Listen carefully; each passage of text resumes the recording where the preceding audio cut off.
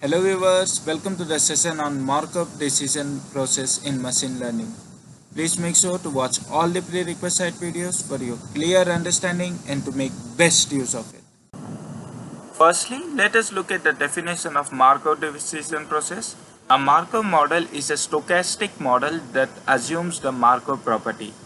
That is, it is a stochastic model that models a process where the state depends on previous states in a non-deterministic way. A stochastic process has a Markov property of the conditional probability distribution of future states of the process. Here, an agent is supposed to decide the best action to select based on his current situation.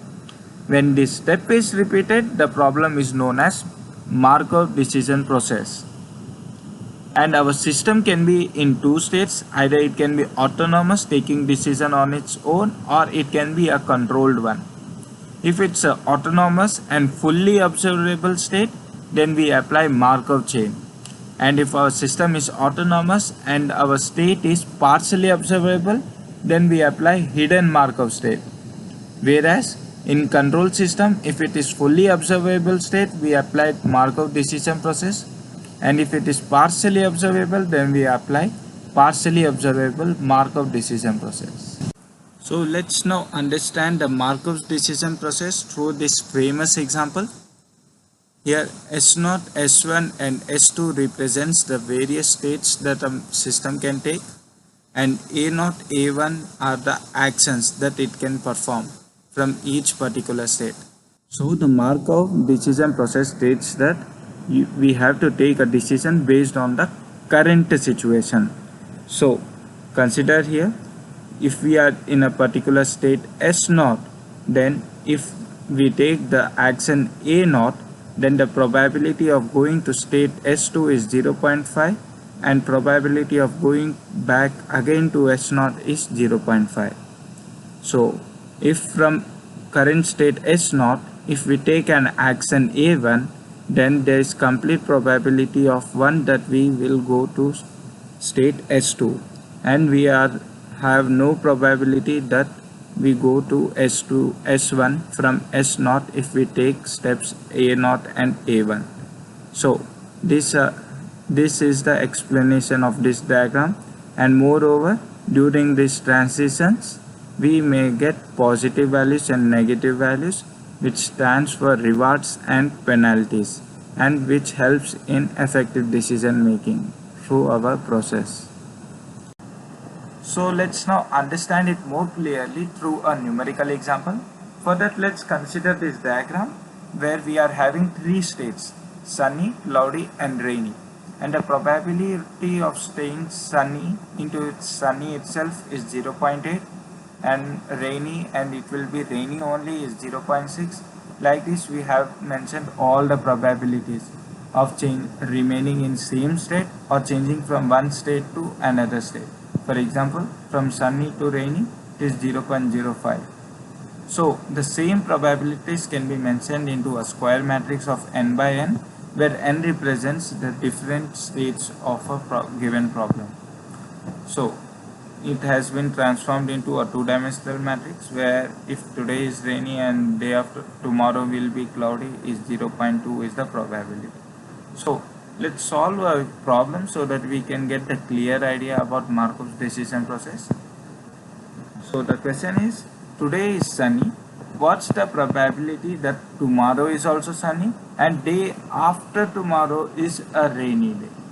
Further, first we have to translate the problem into a understandable form. For this, we have to find we have to find the probability that day 2 will be sunny and day 3 will be rainy, given that day 1 is sunny. So the present state is sunny, so we have to find that the next day what is the probability that the next day will be sunny and the day after the next day will be rainy. Further, it is equal to probability of tomorrow is sunny given that today is sunny into probability of day after tomorrow is rainy provided that today and tomorrow is sunny. So this can be again narrowed down to this form, where we are measuring the probability that tomorrow is sunny provided today is sunny, and probability of day 3 is sunny provided day 3 is rainy provided that day 2 is sunny. So from this two-dimensional matrix you can see the probability that day 2 will be sunny provided that day 1 is sunny is 0.8. Similarly, probability that it will rain tomorrow provided that today is sunny. Today is sunny and it will rain tomorrow is 0.05. So it's simply the product of 0.8 into 0.05, which gives out to 0.04.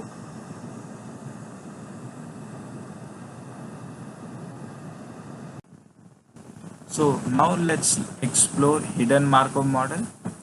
A hidden Markov model are a class of probabilistic graphical model that allow us to predict a sequence of unknown variables, which are nothing but hidden variables, from a set of observed variables. So a perfect simple example of a hidden Markov model is predicting the weather, which is a hidden variable based on the type of clothes that someone wears. Now don't start scratching your head stating that how can one predict the weather by just looking at the clothes someone is wearing. Consider an example where you are wearing a sweater. Can't we predict that the weather outside is chill and cold? Similarly, if someone is wearing raincoat, can't we say that there might be a possibility of rainy weather or it's a windy out there? So that was the example for which we have considered here. So a hidden Markov model is nothing but a statistical Markov model in which system being modeled is assumed to be a Markov process with unobserved states. So a hidden Markov model can be considered the simplest and dynamic Bayesian network. And hidden Markov models are especially known for their application in temporal pattern recognition, such as speech, handwriting, gesture recognition, part of speech tagging, musical score following, partial discharges, and bioinformatics. Finally, it's time for your favorite hands-on session on Markov decision process in Python. So in this practical session also, I'm importing all the important libraries including NetworkX for making the graph, building the graph. So next, I'm defining all the states. So we are having 3 states: sleeping, eating and drinking. So I'm creating that space list. See, it has been executed successfully. After that, I'm providing the initial probability of each of the states as 0.35, 0.35 and 0.3. After that, I'm creating a state space with a series such that the index will be state and the initial probability will be its values. Let me execute this chunk of code so that you can get the idea of what I'm saying. So it has been executed successfully. Now let me just print this state space so that you can get what I was saying. See, we have created a series with the name states and with its index as the states and the initial probability index as the column. So after that, when I'm going to do summation of the probabilities, it will come out to be 1. Yeah, so Markov's condition is satisfied. After that, I'm creating the data frame of the newly created index. Let me newly created series execute this chunk of code. See, it has been executed. I have created a data space of 3 by 3 as discussed in the theoretical slide. Here I was mentioning that we can transform the graph into two-dimensional array from one state to each state. Okay. After that, I am providing all the probabilities that can be possible while transforming from one state to another state. Transition matrix. So the transition matrix has been executed successfully. Let me just print and show you what we have done till now. See, we are at this stage. Now, after that, just I want to make this into a array. So I have executed, and let me show you that it's a 3 by 3 matrix, that is a square matrix, and probability of each and every column is 1, total probability. So Markov's conditions are being satisfied. So now here comes the main chunk of code. For that you have to understand how we are getting the edges from here. So for that, consider this comment line, then you can understand the whole definition here. Firstly, we have created an empty set of edges. Let me execute this chunk of code. So edges dictionary has been created with nothing in it. What I am saying, what we are doing here is, in this edges dictionary we are storing the value from one state to another state, and key as one state to another state, and the value as what is the probability of that respective state. Further, from the data frame we are taking the initial state as sleeping and final state as drinking. So let me execute this chunk of code. See, it has been executed successfully, and you can have a look at this. Our key is sleeping to drinking, and the value is 0.4. So similarly, for each and every transition state I want to get it into the edges. So further, initially I am commenting this line, and so what we are doing is same thing in here. In this definition, in this function, we have created an empty edge, and from along the columns, in columns we were having sleeping, drinking, and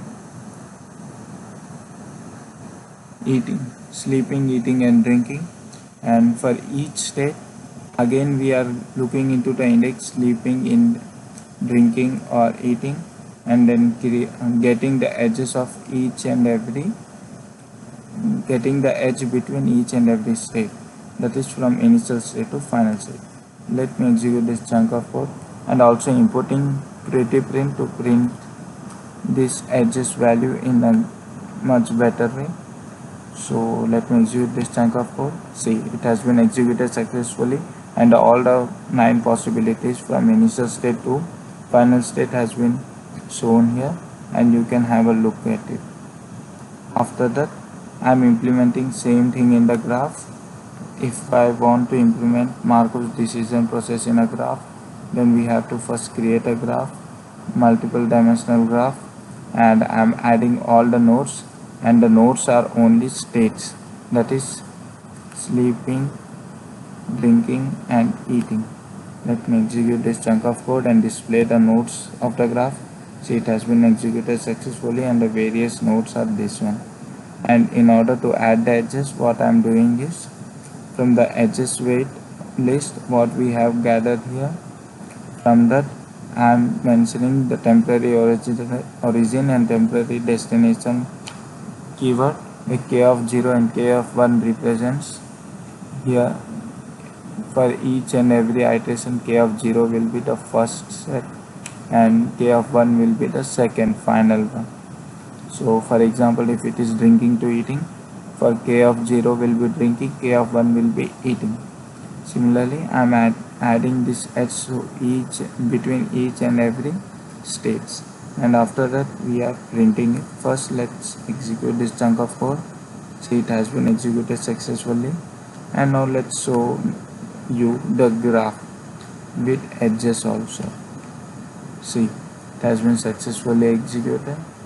So we are having all the 9 possible transitions, edges, and also the nodes.